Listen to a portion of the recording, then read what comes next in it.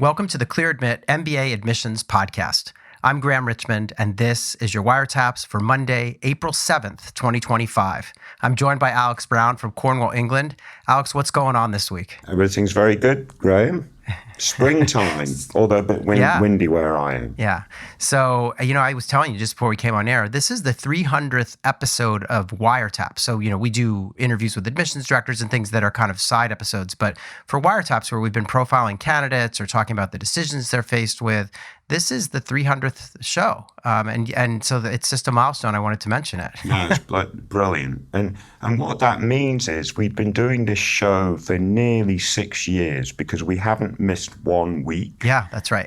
Because I'm a big fan of this notion of reliability, right? So we've had to juggle a little bit sometimes to make sure we had a show in for some of the holiday weeks. But yeah, that means we've been doing this for nearly 6 years, Graham. What we need to do is look into the archives and look at the date for the first show. But I bet you it was around the back end of April, 2000 and whatever, 6 years ago. Is that 2018 or something? Probably. No, maybe 19. 19. Yeah. Yeah, crazy. Over 800 candidates have been profiled on this show. Yep. And yeah, to your point, like we have never missed. And I mean, I can recall one time I recorded an episode in a car parked in a McDonald's parking lot because I needed to get a Wi-Fi signal in the south of Italy. And I couldn't turn on the air conditioning because it would ruin the car would make too much noise for the mic. So I just remember sweating to death recording an episode with you, but anything for the show, I always... You're painting a very vivid picture, Graham.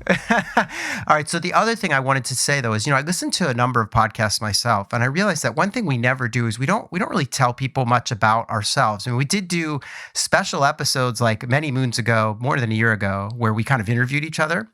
But a couple of the shows I listen to, they always just say at the outset. So I thought I would just mention, because we're getting new folks, coming on to listen each week now that we head into maybe the beginning of a new season. I just want to say, people should know this, but you're a former admissions officer at Wharton. You also ran admissions at University of Delaware's MBA program, where you earned your MBA. And you're currently, as everyone probably knows, Clear Admit's community manager and podcast co-host, but you also teach digital marketing for some top MBA programs. I think right now you're doing that for LBS, right? Yeah, London Business School, Imperial, and Columbia. Oh, wow. Yeah, excellent. Yeah. So I just wanted people to have that background. And then for me, I met you when I was pursuing my MBA at Wharton. And then I joined you in the admissions office when I graduated. We worked on some really cool projects. And then you sent me off to travel for Wharton a little bit. You sent me to that Scandinavian tour. Nice. So lots of fun doing things for Wharton. And then I left and co-founded Clear Admit. And eventually you came over to help. So I just want people to have that background as we dive in. Anyway, yeah, I know a lot of people have been listening for a while and have picked up on those things little by little. But I think it's important to just give folks context. I must have liked you if you got the Scandinavia gig, because that was definitely a highlight for me at Wharton. Oh, yeah. You said, for some reason, you were like, I can't go, and I want to give this to you as a gift. Oh, boy. It was great, yeah. So tell me a little bit about what's been happening over the last week on the MBA admissions front, because I know we had a bunch of M7 schools giving out decisions last week, including Wharton and some others, right? Yeah, Wharton, Stanford, and we're recording this before the hopefully inevitable release of Sloan. Yes. So 3 real big hitters releasing decisions last week, which essentially wraps up what we call decision weeks. There are still some programs releasing decisions for round 2 or their equivalent round 3 or 4. So this upcoming week, actually, Ohio State Fisher and Oxford SAID are releasing decisions. But the bulk of decisions now for that, what we might call January round, because a couple of schools might consider that round 3 or whatever it might be, the decisions are out. So, hopefully lots of folks listening have options, and for those that were in the season, not looking ahead to next season, have options now. So the challenge is to figure out now where to go, and that's why in this show this time of year we talk a little bit more about the decision wire entries, versus the apply wire entries, which are much more relevant in the earlier cycle of the admission season. Yeah, and that'll flip as we get beyond all these decisions. But I will say for now, we just did run, it's a perfect moment to mention it. We ran an admissions tip on the site about, well, it's called Can You Negotiate a Scholarship? And so, yeah, for people who are getting their decisions and looking at financial aid and what kind of money they were given, if any, that's a really helpful tip. So read that on the site if you're trying to figure out how to negotiate and whether it's possible. It is in most instances, but there are a lot of criteria that go into it. So read that piece. It's important. We also, Alex, I should just do our usual plugs here. We've got a whole bunch of events in May, and people have started signing up in droves. I mean, we have a series of 4 webinars that we run in May, May 6, 7, and then May 2021. You can sign up for those events at bit.ly/app overview 25. And basically these are sessions I'm going to sit down. Each time we have like 4 or 5 schools joining us, and we pepper them with questions about their application process. It's a great primer if you've just kind of, dipping your toe in on the next admission cycle. And we have all the top schools. There are 20 schools joining us over the course of those 4 sessions, including Stanford and Wharton, Harvard, et cetera. So come on out for that. That'll be fun. And if you happen to be anywhere within spitting distance of Boston in the middle of May, on May 14th, we're doing our big MBA Fair. It's an annual event.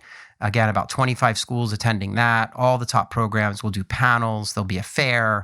There'll be food, alumni there from schools, and lots of networking. So it should be a lot of fun. And you can sign up for that at bit.ly/MBA Fair 2025. So those are kind of the events, Alex. I'm really looking forward to it. Starting to do things like pick out the menus and the food and audio, dealing with audio stuff. Our friend Dennis, who's our podcast producer, is going to help us in Boston with audio for our panel. So it's going to be a lot of fun. Yeah, no, absolutely fantastic. And again, this is only the second year we've done an in-person live event, and I just think it's a really good testament to ClearAdmit as a brand, the school's support for ClearAdmit, since we've got, essentially all the top 20, 25 programs in attendance, bar maybe one. I think it's fantastic. Yeah. And kudos to everyone on the team for making that happen. I can't take any credit sat in Cornwall, but this is absolutely shows. It effectively just shows that the school's respect for the work that ClearAdmit does. Yeah, that was going to be my next point, which is we would be nothing without the schools who are coming. And I know some of them listen to this show, so it really is great to have all these schools joining us. It should be a lot of fun. And last year it was really interesting. We did it in Chicago, and there were people showing up. This one guy came from Vancouver, somebody else from LA. So it is kind of a destination MBA fair. I mean, if you want to hit all the schools at once, it's a great thing to do, because rarely do these fairs have all the schools. So anyway, we should move on. I did want to say we ran an interesting piece in our Fridays from the Frontlines series, which is usually these posts we do on Fridays, which are directly written by current students in MBA programs. And so this comes from a woman named Francesca, who's a current LBS student. She's graduating this spring, and she took us kind of behind the scenes of the 25th annual EQUALL conference, which is Europe's it's like a student-led conference on gender equity. And she had worked at Procter & Gamble. She's currently at LBS. And she just sort of talks through how she ended up at LBS. And I guess she leads the Women in Business Club there and was the co-host for this big conference that they did. So you can read about that on the website. We also continued, Alex, to connect with graduates of MBA programs. And so I want to just share a few profiles with you. We had this woman named Christina who graduated from Wharton back in 22. She's now at Pfizer as a senior manager. She hails from Staten Island, New York, went to Dartmouth as an undergrad and studied neuroscience. Previously, as you might expect, she'd worked in life sciences strategy consulting and then went off to business school. And now is at Pfizer. And this was kind of interesting. We asked her, why did you go to Wharton? What factors, were sort of figuring most prominently in your decision about where to go? And she says, I was drawn to Wharton because of the healthcare management program and leadership development opportunities. Wharton has one of the most reputable and established healthcare programs. I'm grateful I had the opportunity to not only deepen my healthcare expertise, but also to form lasting relationships with peers and alumni across the industry. And she gets into some details about, apparently there's like a karaoke tradition within the healthcare cohort at Wharton.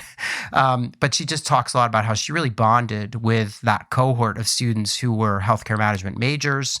And then she also says, additionally, I believe a unique advantage of business school is the dedicated time to focus on self-reflection and leadership development.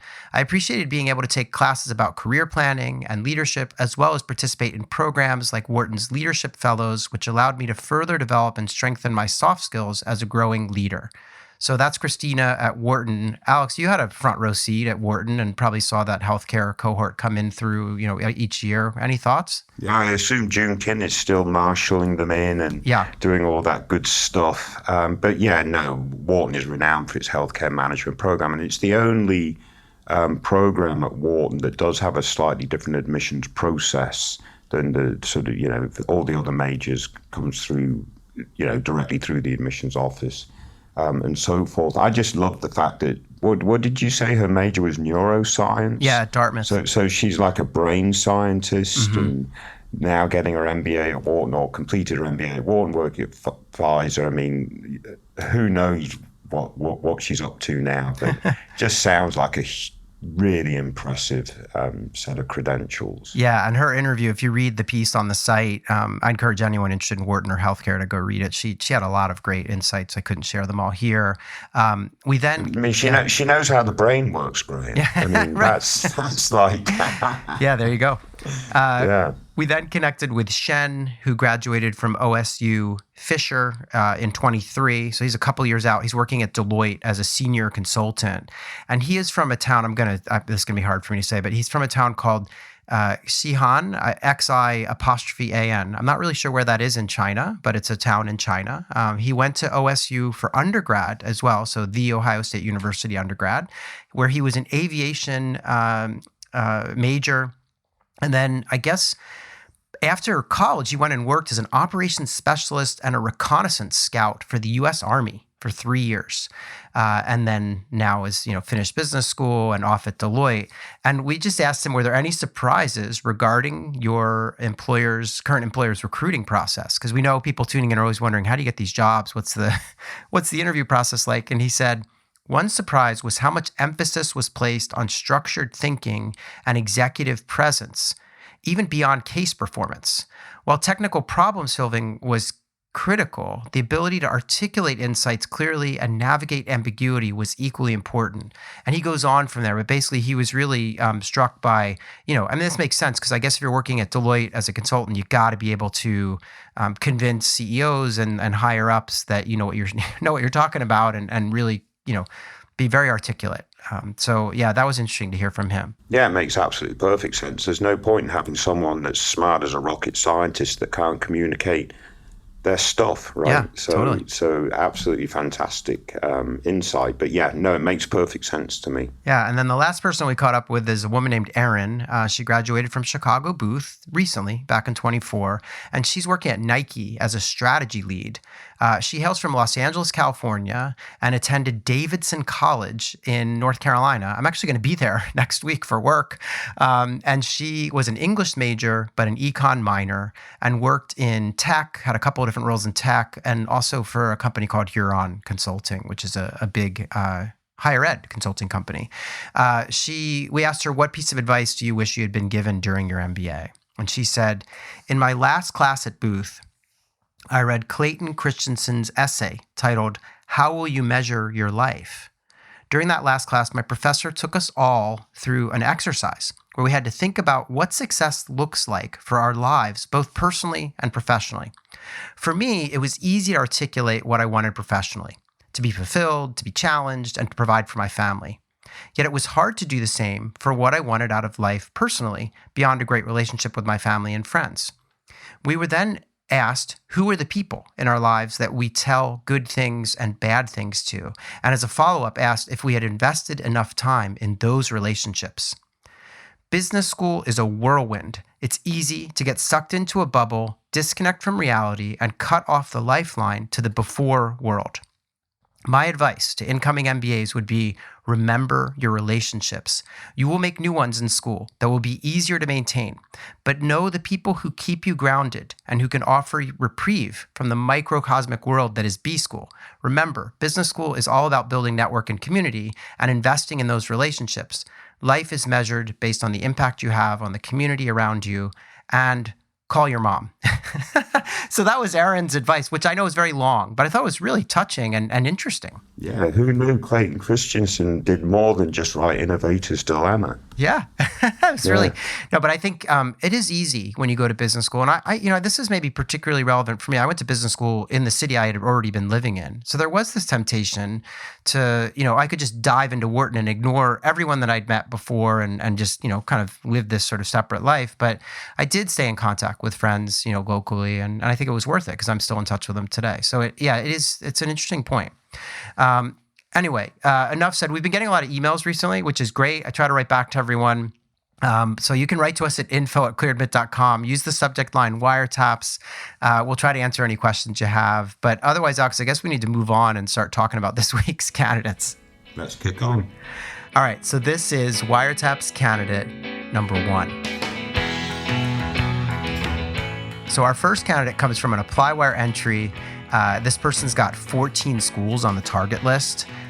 They are kind of all over the map. We've got Columbia, Duke, but then some schools in Europe like ESADE, IESE, INSEAD, LBS. Back to the US, she's got, or he has MIT, NYU, Penn State, UChicago, UCLA, Wharton, Yale. So a lot of different schools. This is a woman, actually, she says in the comments here.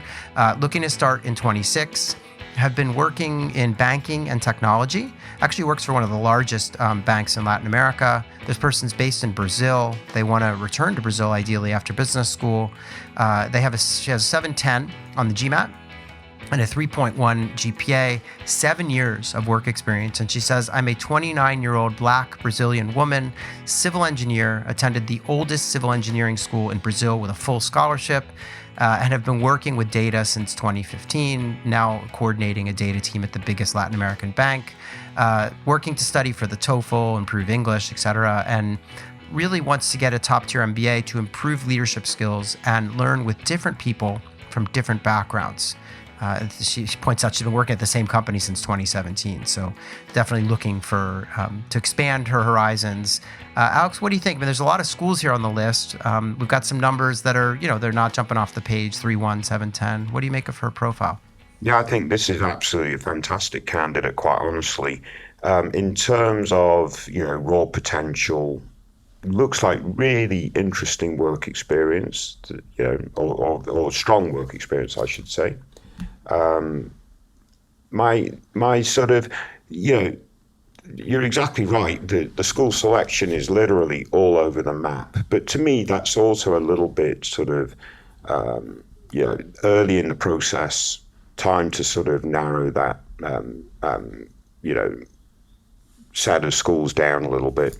And so forth. So, as we get closer to, she's applying next season or whatever it is, as we get closer to that time, she should have narrowed down that list. And some of that then will depend on her post-MBA goals, I think, and we talked about this before coming on air. She really needs to articulate those more effectively.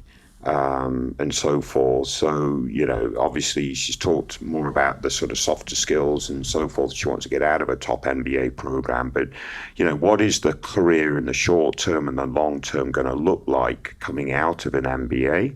I think that's really important, as well as geographically honing in on where they want to be post-MBA in the short run and the long run. And if she can spend some time at this juncture really honing in on those big questions, that will help her then really identify, all right, is it a European-based program? Is it a US-based program? Is it East Coast, West Coast, and so on and so forth, to allow her to optimize her opportunities and so forth. I'd like to see what the spread, like she's got a GMAT of 710, which may be slightly below average for the very best schools, but it'd be nice to see whether it's heavily skewed to quant versus verbal. She says that she's sort of prepping more to improve the TOEFL, to improve her English. So I'm just a bit concerned that GMAT might also be a little bit imbalanced, and whether there's some value once she's improved the verbal aspect of her profile to go back, retake the GMAT, benefit from that, and boost that score just a little bit. That might be something for them to do. But, their undergrad, top civil engineering program, they were on a full scholarship, so there must be a good reason for that. Then transitioning and running data for a big bank. So she's done some interesting things, Graham. Don't really know much about her outside of work sort of interests and so forth, but I think there's some raw potential here. Yeah, I agree. And it is early. There's time. I think, knowing the breakdown on the GMAT and maybe doing a retake if needed could help. I mean, getting a strong score on the TOEFL will be smart as well. So, I agree with you. A lot of interesting potential. I think we also should point out that, attending a prestigious civil engineering school in Brazil with a 3.1 may not really be as low as a 3.1 sounds, because in the US, everyone's got a 3.5 or above, right? It's there's a lot of grade inflation. And I don't know that that's the case in Brazil. So the admissions team would be taking that into account, just as they take into account the differences in test scoring and things across the globe. They're just different markets that do better on some of these tests. So I think anything's in play, but I would love to know, as you say, more about the career plan, more about the outside activities and, honing this so that, she can then narrow the school targets and figure out, is it Europe, is it the US? And if so, where in the US, et cetera. So, because she did say she wants to work in tech and then commercial banking after business school. So those are two different things, unless it's sort of the intersection of the two. But either way, it would be good to identify some companies and targets. Maybe she should go all in on investment banking. I mean, I think there's a lot of potential here. She needs to figure that side of it out anyway. Totally.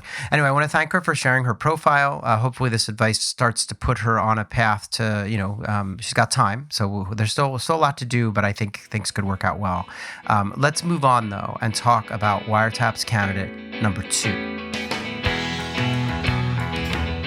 So our second candidate this week, you chose a decision wire entry, and this person has quite the dilemma. They applied to a whole bunch of schools. I'm not going to list them all because they, I believe, have run the table with maybe one exception. So this person got into Chicago, Booth, with a $20,000 a year scholarship.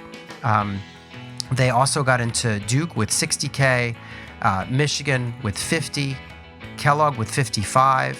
Notre Dame with a full scholarship, Wharton but with no money, Darden with a full scholarship, and Washington University Olin with a full scholarship. This person's starting school this fall, wants to work in consulting. That's the main target. Is also interested in maybe tech as well, but it's consulting for now. GRE score was a 332 and a GPA 3.81. So really good numbers. No surprise that this person not only got into a lot of these schools, but has some substantial financial aid offering. Now, they did mention still waiting to hear back from MIT Sloan. I presume they will, by the time this episode airs, they will have heard, and I suspect they will get in. And they also say, I live in Chicago and want to stay. I would love to minimize my loans. Booth is my dream school, followed by Kellogg. Would really love to get more money from Booth and Kellogg. Went to UVA undergrad and don't love the idea of going back for my MBA. Any advice? So, I know you and Elliot both chimed in on this. What's your take here, Alex? Yeah, and let's just be completely transparent. This person emailed us too. Yes, that's right. And I wrote back to the email. Yeah, we provided some guidance over the email. But I will say that they were selected for wiretaps before that email came through. So okay. That is coincidental to some degree that we're talking about this. But I mean, quite honestly, Graham, I think, they want to be in Chicago. Right, and they want to be in Chicago long term, so that puts a heavy advantage, I think, on Kellogg and Booth. Absolutely. And there's a bit of a scholarship differential between the two, and I recognise that, for different folks, that's more meaningful than for other folks. Right, depends on your ability to to finance and so on and so forth. But they, they want consulting, right? So to me, it's Kellogg, and I think they can go through the process of attending the sort of the welcome weekends, et cetera. But these are both really good programs for consulting. They're both in the same tier. But I think Kellogg really does very well in this domain, and they're is offering that little bit more money. And I would just think in the back of their mind, and we haven't talked about this, and I don't think we provided this type of guidance, but go to Wharton's welcome weekend too, and just sense check that it's Kellogg versus Wharton in my book. Yeah, it's an interesting dilemma. And actually, in the email I wrote to this person, I mean, they disclosed also that, they did undergrad at UVA and are not interested in going back. They didn't really like living in Charlottesville. And they would want to be in Chicago short and long term. So they're ruling that out, even though you could say, wow, someone wants to work in consulting, free ride at Darden, a great school for case method and for getting people ready for consulting. But in light of this person's specific situation, the $55K a year from Kellogg looks pretty attractive. Obviously, they're probably going to end up with offers at MIT. They have an offer at Wharton, but there's no money, and money is important for this person. They don't really want to go into a lot of debt. And so, for me, Kellogg does jump out. I mean, Kellogg's strong in both consulting and tech. This person has a non-traditional background as well. So I think, it's Kellogg's a program that's going to lend itself well. It's highly curated. And, I think there's a really good core curriculum that's going to usher someone, into the kind of business world. This person comes from a non-traditional background. So it feels like Kellogg to me. I mean, it does sound like they're hoping to get more money than the 55K, but I think it's 55 a year, if I remember correctly. Yeah. So I don't know. That's a lot of money already. And it's, these are, if you're going to work in consulting at MBB, you can pay off your loans. Like you'll be able to very quickly pay off the loans. But this is an interesting dilemma. So you're not guiding them to even go to Wharton's welcome weekend or anything like that. No distraction. Go to Kellogg. I mean, I would go to the Kellogg in Chicago welcome events. I don't know. I mean, Wharton. I mean, they're gonna have to fly out to Philly, and it sounds like the no money thing is sort of a deal breaker. And I believe Wharton doesn't negotiate either, so it's not like they can go to Wharton and say, "Hey, what about this money from Kellogg?" It's tricky. But I feel like given that they want to be in Chicago, I mean, I think, it comes down to the two big M7 schools that are in that market. And one of them's given her a lot more money. So, yeah. Interesting. So we're suggesting Wharton. No, Kellogg. Oh, boy. Anyway, really appreciate this person reaching out, both on email and posting here. I mean, I guess my point is just behind the scenes. I mean, Wharton is considered just in a tier slightly above. Correct. Yeah. So just factor that in mind. I mean, sometimes our advice doesn't necessarily take into the notion of the tiers as much as sometimes it should. And what does the tier mean? It means you're going to be surrounded by a slightly better on aggregate caliber of students and alums. Yeah. Not on the individual level, you'll find some extraordinary people at Kellogg, but on aggregate, the quality of folks will be just a tad higher at when the school is in a higher tier. Yeah, and that was part of the reason in the email I wrote. I was like, look, yes, there are free rides at Notre Dame and Washington University Olin. But you do start to get into a different, the acceptance rate's much higher. The caliber of student is going to be slightly different. I mean, that's not to talk trash about these schools, but I mean, the facts are the facts in terms of when you look at ranking and admissions difficulty, et cetera. So in any event, I think this person's really fortunate to have a bunch of great offers. So I mean, that's my point. This person looks like they've got great options. They're obviously a super MBA candidate. So and we can assume Sloan comes in too, and so forth. But I just think they want to have one more look at Wharton, just for the fact that Wharton is in that slightly higher tier. But it does look like Kellogg is a really good option. Yeah. And especially Chicago, if they know exactly where they want to be. All right. So I want to thank her for sharing. Let's move on though. We have one more candidate. Let's talk about Wiretap's candidate, number 3. So our third candidate this week is another decision wire entry, another person with a dilemma. They applied to Indiana Kelley, Michigan Ross, Notre Dame, Darden, and Washington University. And they ended up with offers. They got into Kelley, full tuition scholarship. They got into Ross with $30K. They got into Notre Dame, again, with a full tuition scholarship. No money from Darden. And they got into Washington University, Olin, again, with a full scholarship. So lots of full scholarships. They want to work in consulting or potentially a leadership development program. This person's starting school in the fall. They're located in Chicago. They had a 3.77 GPA as an undergrad. And here's what they said. They said, I am torn on where to go. My ideal post-MBA role is to join a leadership development program in Chicago. I'm torn between Ross and Kelley. At Kelley, I received a full Dean's Fellowship scholarship. Kelley places well in Chicago and has great employment report numbers. However, Ross is extremely prestigious and excels at general management. So they're kind of narrowing it to Ross and Kelley. And just to remind everyone, if in case you have already forgotten, Kelley's a full scholarship, Ross is $30K. What do you think this person should do?